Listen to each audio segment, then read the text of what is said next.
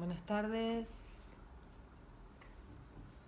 ¿Hay alguien por ahí en esta tarde-noche inclemente de julio en Buenos Aires, con un frío polar? Hola. Hola, buenas tardes. Hola Ilema, bienvenida. No pensaba leer, hacía bastante que no leía. Eh, ¿Augusto? ¿Eras vos? Este, pero bueno, qué sé yo, pintó para esta tarde inclemente, como les decía. En Buenos Aires hace mucho frío, hay mucho viento. Así que se me ocurrió leerles un cuento, ¿m? Escrito por una mujer. Yo hacía poco les había dicho que me di cuenta con el canal de YouTube que leo a más escritores que escritoras. Debe ser porque la relación de las mujeres con los libros nunca fue tan directa como en el caso de los hombres. Durante muchos siglos las mujeres tuvieron el acceso al saber depositado en los libros obstaculizado, cuando no negado directamente. Hay una frase de Virginia Woolf que me gusta mucho, que dice que durante siglos anónimo fue una mujer, ¿no? Cuando se decía que un texto era anónimo, era porque había sido escrito por una mujer. Entonces pensé en escritoras que admiro mucho, que fueron muy trascendentes en mi evolución de lectora y de escritora. La vez pasada les leía Joan Didion, una sobreviviente, una mujer que sabe de las tristezas más profundas y de los duelos y de cómo la escritura puede hacer mucho con eso. Y otra escritora que es, digamos, alguien que no pueden perderse porque es una experiencia leerla, es Clarice Lispector. Clarice Lispector. Sus novelas me resultaron a mí, no las leí todas, pero las que leí me resultaron por momentos complejas, por momentos oscuras, por momentos luminosas.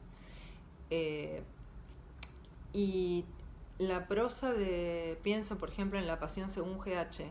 La prosa de Clarice parece que se dice, en realidad, nacida en Ucrania pero criada en Brasil desde muy pequeña entre Recife y Río de Janeiro.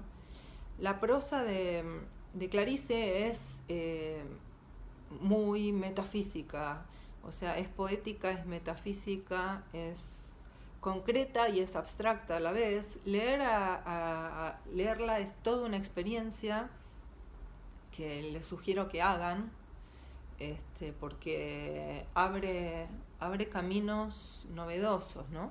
No todos los escritores hacen eso.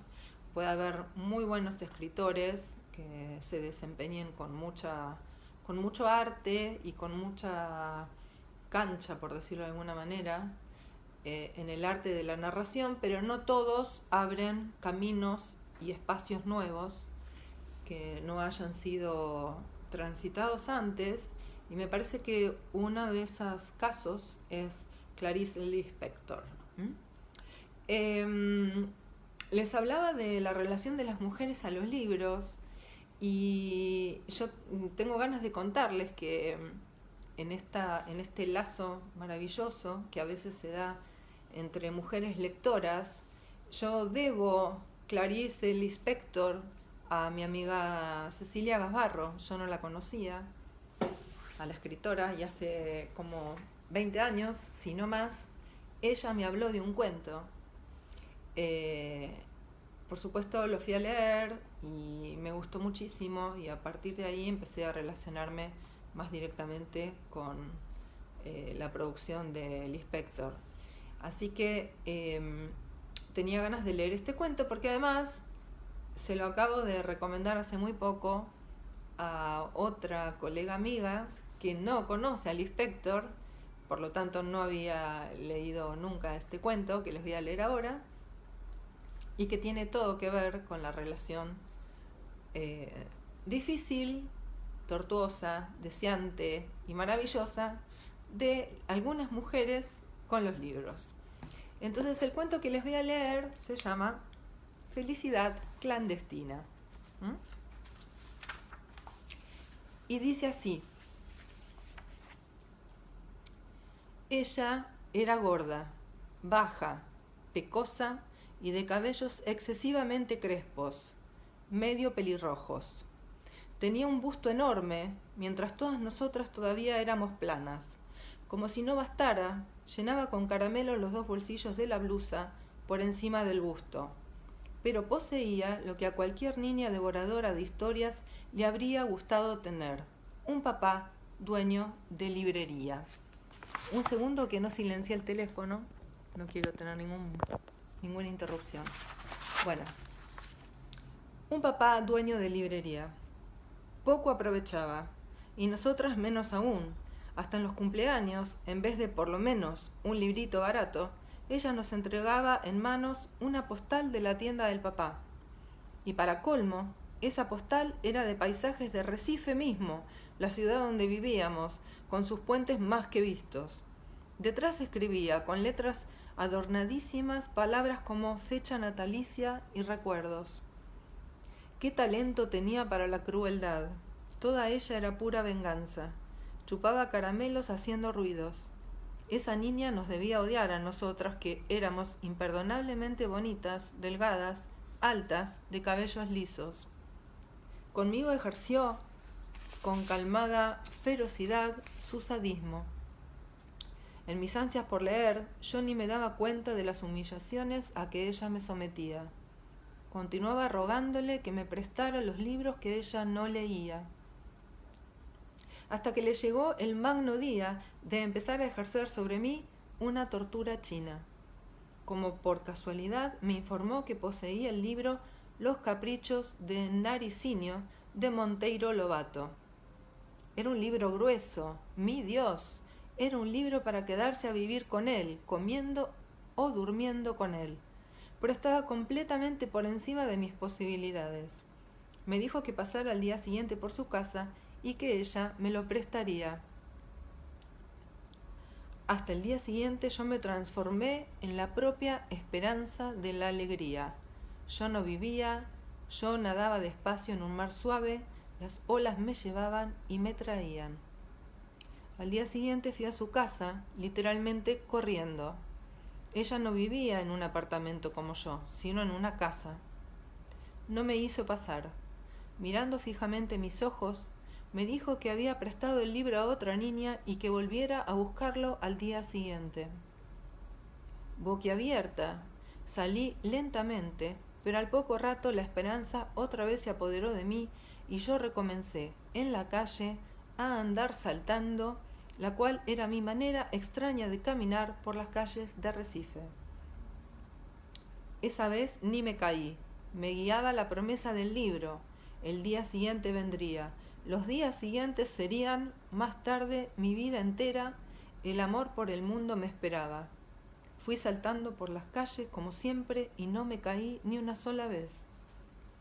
Pero no quedó simplemente en eso. El plan secreto de la hija del dueño de la librería era tranquilo y diabólico.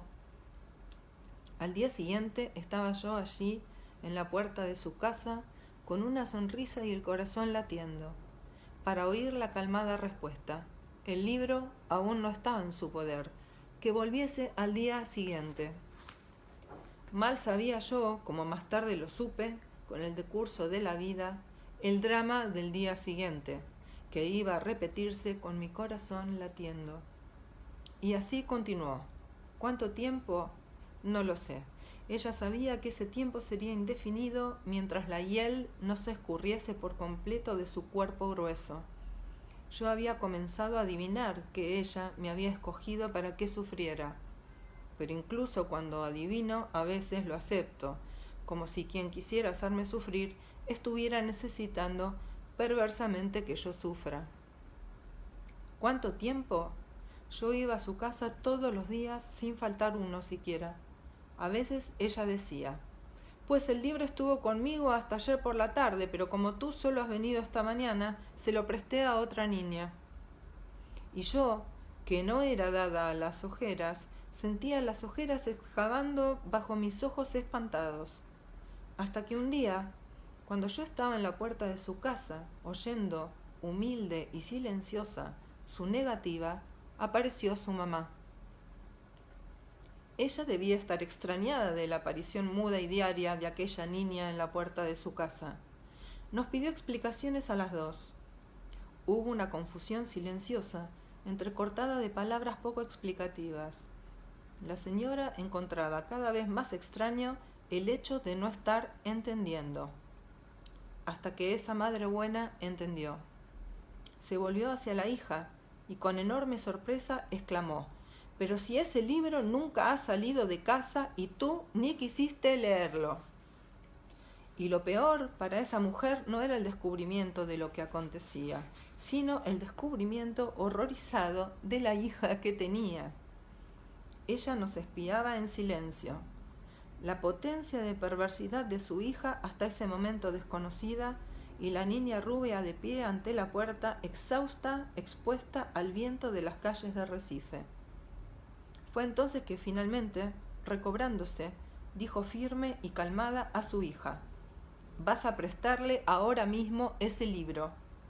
Y a mí. Y tú te quedas con el libro todo el tiempo que quieras. ¿Entienden?». Aquella expresión, por el tiempo que yo quisiera, valía más que si me hubiese dado el libro. Era todo lo que una persona, grande o pequeña, podía tener la osadía de querer. ¿Cómo contar lo que siguió? Yo estaba aturdida y así recibí el libro en la mano. Creo que no dije nada. Tomé el libro. No salí brincando como siempre. Salí caminando muy lentamente. Sé que apretaba el grueso libro con las dos manos, aplastándolo contra el pecho. Cuánto tardé en llegar a casa, eso poco importa. Mi pecho estaba caliente, mi corazón pensativo. Al llegar a casa no empecé a leer. Fingía que no lo tenía, solo para después tener el susto de tenerlo. Horas más tarde lo abrí. Leí algunas líneas maravillosas. Lo cerré nuevamente. Fui a pasear por el apartamento. Retardé más aún la lectura yendo a comer pan con mantequilla. Fingí no saber dónde había guardado el libro. Lo encontraba, lo abría por unos instantes. Creaba las más falsas dificultades para aquella cosa clandestina que era la felicidad. Para mí, la felicidad siempre habría de ser clandestina. Parece que yo ya presentía. Cuánto me demoré. Vivía en el aire.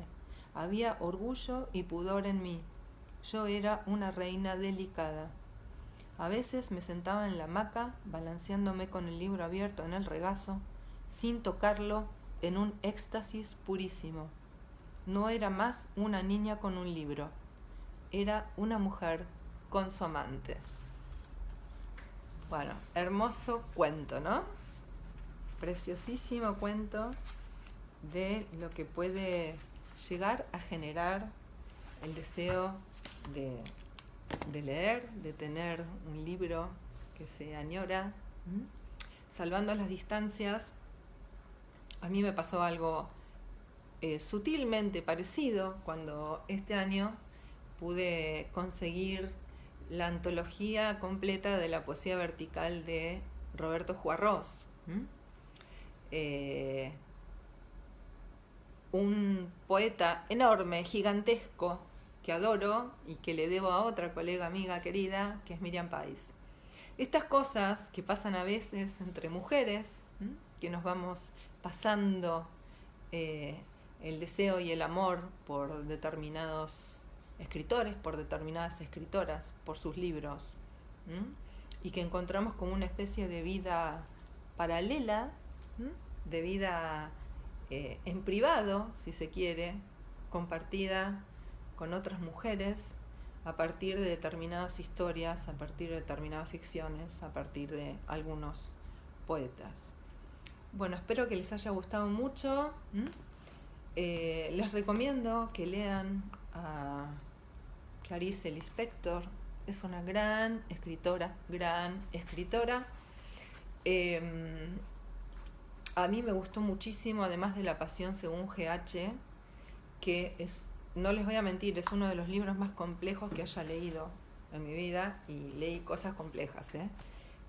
Es complejo, hay que seguirla en su narrativa, en su deconstrucción del yo, de las imágenes, de los lugares identificatorios, en un decir que por momentos roza el delirio, que por momentos es metafísico, que por momentos es muy poético. Es muy peculiar lo que hace Clarice Lispector.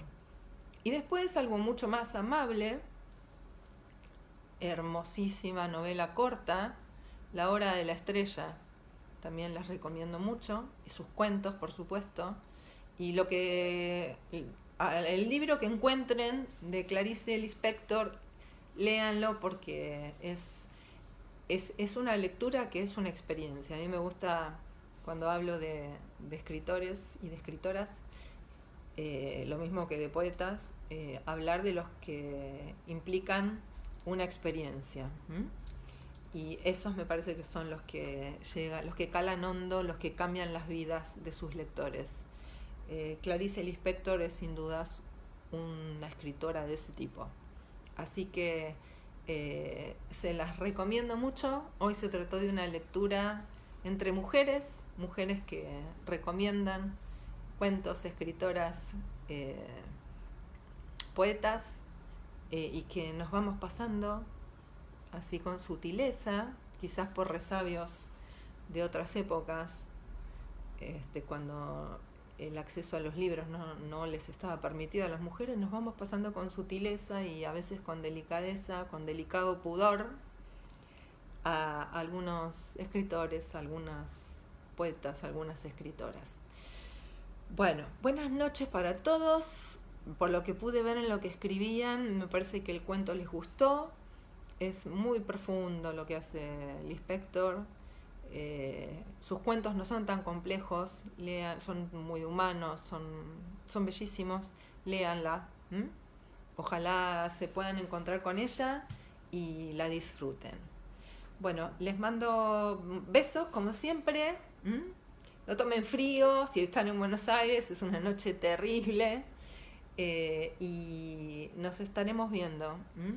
Yo trato de descansar últimamente un poco de las redes porque estoy muy agotada, pero cada tanto, y con lecturas así más cortitas, aparezco. Así que bueno, besos para todos, cuídense mucho y lean, porque ya que ahora además está cada vez más difícil viajar, leer es un viaje. Leer es un viaje por otras vidas, por otras épocas, por otros tiempos, por otras lenguas. Y eso es valiosísimo. Así que me despido. Que estén muy bien. Besos para todos. Buenas noches. En un ratito, como siempre, lo subo. Y lo pueden ver de vuelta en mi canal YouTube y en mi blog. Bueno, hasta pronto. Chao.